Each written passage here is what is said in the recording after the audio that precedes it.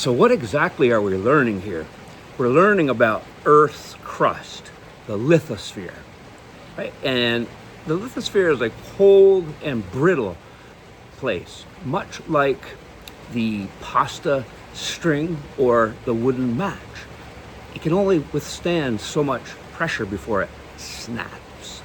The mantle underneath the lithosphere has more pliable matter, right? Like the paste coming out of the tube or the ruler that was plastic and it allowed me to bend it, right? There's no snapping there because of the pliability.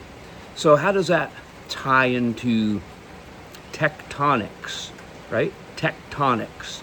And tectonics is the story of cold, brittle crust cracking into pieces representing our continents, right? And they're being dragged downward by gravity. And that has a name. When the crust is being dragged down by gravity, we call that slab pull. And in the mantle, the more pliable region where you have the heat and the continents pushing together, they're converging together, the heat rises, lifting the continents up, emerging them, right? That is called ridge push, okay? So you should be aware of slab pull and ridge push.